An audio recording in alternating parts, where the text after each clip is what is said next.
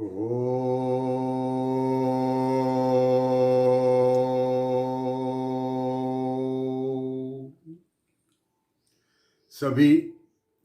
योग साधकों को अंतर्राष्ट्रीय योग दिवस की हार्दिक बधाई व शुभकामनाएं। क्या योग जैसे जीवन के अभिन्न अंग के लिए एक दिवस निर्धारित किया जा सकता है? योग तो जीवन को जीने की कला है, जीवन को जीने का ढंग है, और हर पल जीवन है तो हर पल योग है। फिर एक दिवस का निर्धारण क्यों किया? आज का दिन हम सब योग साधकों के लिए सबसे बड़ा त्योहार है, सबसे बड़ा पर्व है।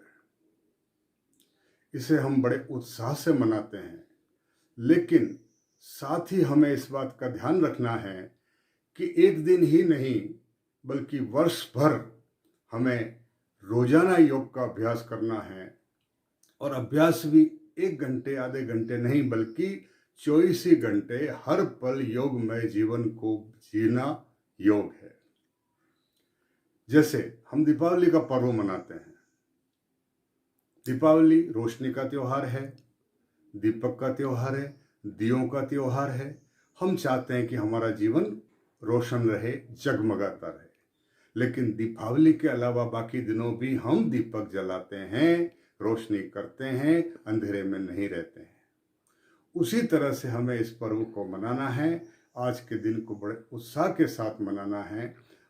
कैसे मनाएंगे, कैसे मनावें आज का दिन? क्या प्रोटोकॉल के अनुसार घंटे भर कुछ निर्धारित योगी क्रियाएं कर लेने से योग दिवस हो जाएगा? नहीं। आज के दिन हमें हर पल योग पर चर्चा करनी चाहिए, अपने परायों के साथ योग पर बात करनी चाहिए, लोगों को योग से जुड़ने के लिए प्रेरित करना चाहिए, और उसके साथ 24 घंटे हम योगाभ्यास में रत रहना चाहिए। तब हमारे इस योग दिवस की एक महत्व पूर्ण होता है और इसका उद्देश्य पूर्ण होता है। इसके साथ 365 दिन हमें योग का अभ्यास करना है।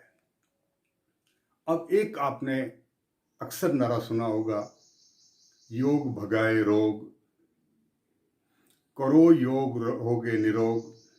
क्या यह सही है? नहीं। योग का संबंध चित्त से है, शरीर से नहीं है। आत्मक शुद्धि का साधन है, चित्त की शुद्धि का साधन है। इदम शरीरम व्याधिश्च मंदिरम पूर्व जन्म कृत पापानि व्याधि रूपेण बाधते। जो व्यक्ति इस दुनिया में देह धारण करके आया है वो व्याधि के साथ रहेगा। व्याधि आएगी। आदि भौतिक, आदि दैहिक और आध्यात्मिक, तीनों प्रकार के ताप मनुष्य जीवन में आते रहे हैं, आते रहेंगे, आएंगे। स्वामी विवेकानंद, उनको 31 मेजर बीमारियां थी और 39 साल की उम्र में उन्होंने देह त्याग कर दिया। अब प्रश्न यह है कि फिर योग की क्या भूमिका है? योग इसमें क्या कर पाएगा? फिर क्यों योग का अभ्यास करें? योगी और नॉन योगी, योगी और अयोगी में यह अंतर रहेगा कि व्याधि तो आएगी, लेकिन एक योगी को वो अप्रभावित रहेगी।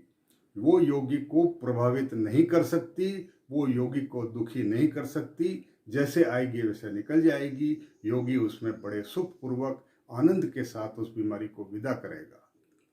और जो अयोगी होगा, नॉन योगी होगा, वह उस बीमारी से दुखी होगा, अशांत होगा और परेशान रहेगा। तो ये है योग की भूमिका। ऐसा नहीं है कि जो योग कर रहा है वो कभी बीमार नहीं पड़ेगा, कभी उसको रोग आएगा नहीं, ऐसी कोई बात नहीं है। लेकिन योगमय जीवन जीने वाला आदमी सुखपूर्वक और आनंद के साथ अपने जीवन को निर्वाह करते हुए और अपने जीवन को जीवन यापन करते हुए मोक्ष की तरफ, मुक्ति की तरफ बढ़ता है।